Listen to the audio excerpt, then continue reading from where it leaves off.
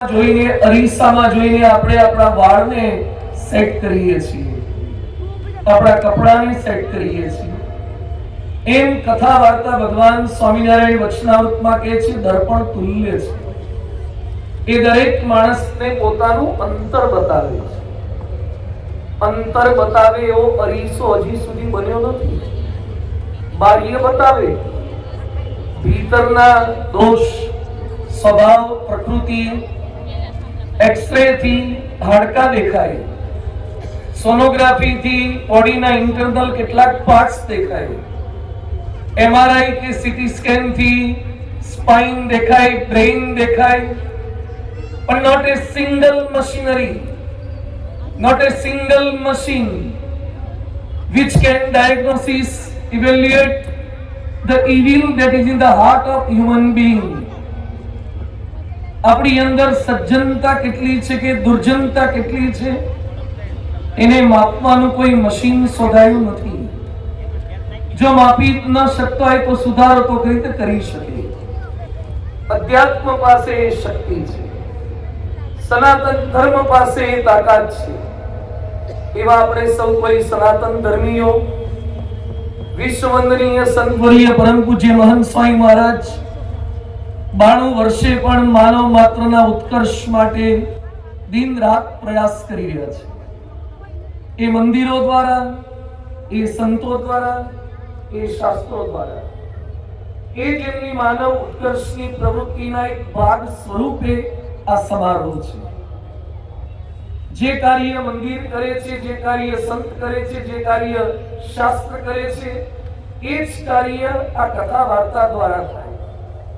માનવના ઉત્કર્ષનું, જેમાં પ્રથમ દિવસે માનવ જો ધારે તો એ વિષયની વજન વધી ગયું છે એવું કહી શકે, વજન કરી તે ઘટી શકે એવું માર્ગદર્શન આપી શકે, દોડવા માટેનો ટ્રેક બતાવી શકે, દોડવામાં કદાચ થોડી કંપની આપી શકે, પણ વજન ઉતારવા માટે તો તમારે જ પ્રયત્ન કરવો પડે।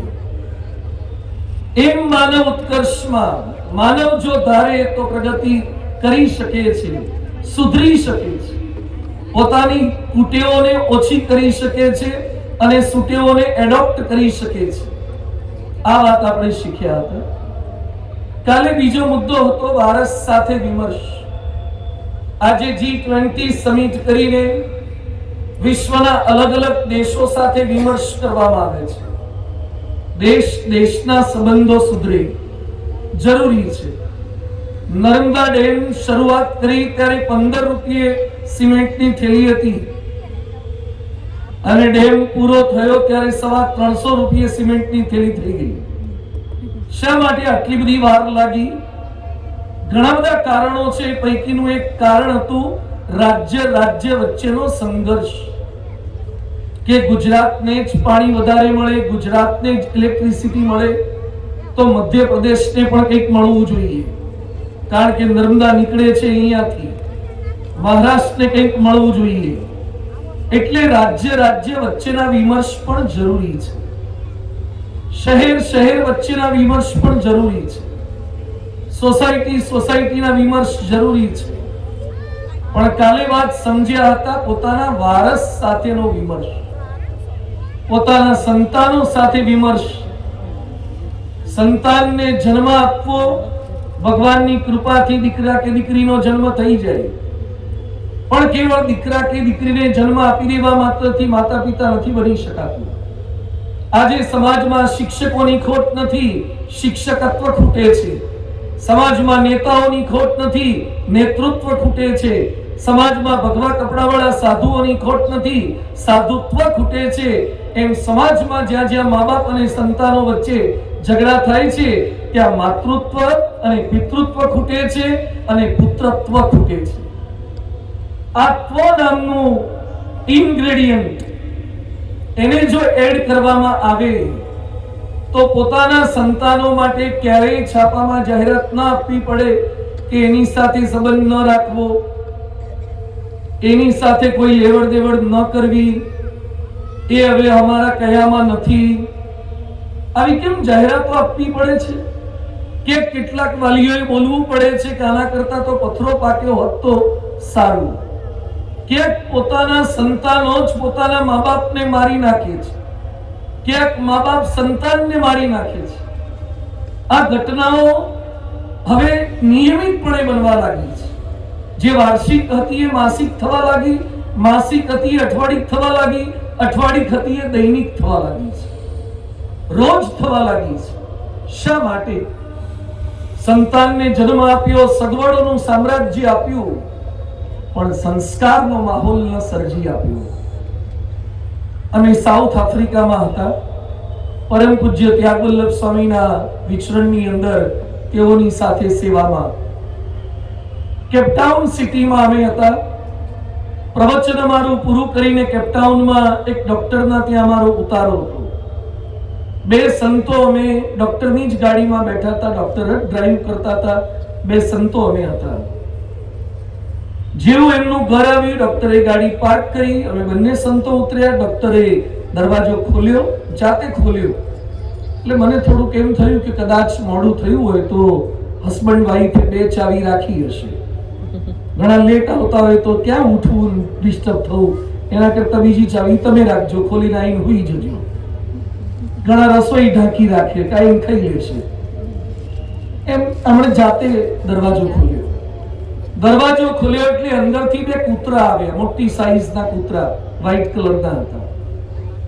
એ કૂતરા આવ્યા એટલે ડોક્ટરે બંનેને બાથમાં લીધા અને એકદમ વાલ કરવા લાગ્યા. એના મોઢા સાથે પોતાનું મોઢું અડાડે અને બહુ હેતલ વર્ષા એમણે વરસાવી. એમના કૂતરા હતા અને એ વાલ કરતા, તેમાં આપણને કઈ વાંધો નહોતો. પછી બેઠા અમે. મેં કીધું ડોક્ટર, તમને પશુઓ પ્રત્યે બહુ પ્રેમ છે. મન કે પુત્ર પ્રત્યે પ્રેમ નથી રહ્યો એટલે હવે પશુને પ્રેમ શરૂ કર્યો છે. સાપ કરડવાથી જેટલા મર્યા હોય એના કરતા માણસ કરડવાથી વધારે મર્યા છે. આટલા કોઈએ માર્યા નથી એટલા માણસોને માર્યા છે. ઇઝરાયલ અને ગાઝા અને હમાસ ને આ બધું જોઈ લો, ક્યાં યુદ્ધ ચાલે છે. 80,000 માણસો મરી ગયા. રશિયા યુક્રેન વચ્ચે કેટલા માણસો મરી ગયા. કન્ટિન્યુઅસ યુદ્ધ ચાલુ છે. યુનોની સ્થાપના પછી પણ 280 મોટા યુદ્ધો થઈ ગયા. યુનાઇટેડ નેશન્સ પીસ ફેલાવે. શું પીસ ફેલાવે? 280 મોટા યુદ્ધ થઈ ગયા. અત્યારે વિશ્વમાં 7 થી 8 મોટા દેશો વચ્ચે યુદ્ધ ચાલી રહ્યા છે. કોણ ઝઘડે છે? કૂતરા ઝઘડે તો કેટલું નુકસાન, ગાય કે બળદ ઝઘડે તો કેટલું નુકસાન, અને માણસ ઝઘડે તો બાકીના તમામ પશુને પણ નુકસાન અને માનવને પણ નુકસાન. એ માનવ કેમ ઉત્કર્ષ નથી પામી શકતો? ક્યાંક પોલ્યુશનની સમસ્યા છે, ક્યાંક પોપ્યુલેશનની સમસ્યા છે, ક્યાંક ગ્લોબલ વોર્મિંગ છે, ક્યાંક પાણીની સમસ્યા છે, ક્યાંક અનએમ્પ્લોયમેન્ટ છે, ક્યાંક નાની મોટી પ્લાસ્ટિકની સમસ્યા છે. આ સમસ્યાઓ તો છે જ, પણ એમાં સૌથી મોટી સમસ્યામાંથી આપણે થોડાક સમય પહેલા બહાર આવ્યા એ કોરોનાની સમસ્યા છે. કોરોનાએ ભલભલાની હવા કાઢી નાખી. ફાંકા મારતા હતા ને બધા, મને કાંઈ ના થાય કે લિફ્ટની પેલી સ્વિચો ને કિચનથી દબાવતા હતા, મને કાંઈ ન થાય. શ્વાસ લેતા નહોતું ફાવતું, માસ્ક પહેરીને ફરતા હતા અને કોઈ અડતા નહોતા. ઘરમાં હગાવાલાને થયો હોય ને, પોઝિટિવ થયો હોય, સેજ છીંક ખાઈને પોઝિટિવ લાગે. એની છીંકો અત્યારે આવે કોઈ કોરોના નથી, બોલો લ્યો. ઉધરસ સેજ થાય એટલે કે, અને એટલું બધું કોરોનામાં તો આપણે પેલું મૂઠી ને હળદર ને આદુ ને એટલા મરી મસાલા ખાઈ ગયા, અમુક ને તો ફીશર ને પાઇલ્સ થઈ ગયા ગરમ થઈ. કોરોના એવા ગભરાઈ માર્યા, રૂમમાં જ રહેવા લાગ્યા. અમદાવાદનો એક સીએ છે, મેં કીધું કેવું છે કોરોનામાં? મને કે મહિનાથી કઠોળ ખાઉં છું. કેમ ખાલી કઠોળ ખાય છે? મને કે શાકભાજી લેવા જઈએ કોરોના આવી જાય તો હારો. તો સીએ ગભરાઈ ગયું હતું.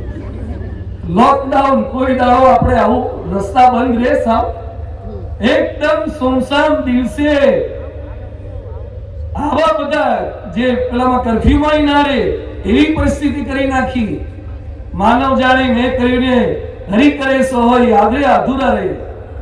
આપણી તાકાત શું, આપણી બુદ્ધિ શું, આપણી શક્તિ શું, આવડત શું? વાયરસ કોણે જોયો આમાંથી? ચાલો કોરોના જોયો હોય હાથ ઊંચો કરો તો. વાયરસ જોયો કોઈ?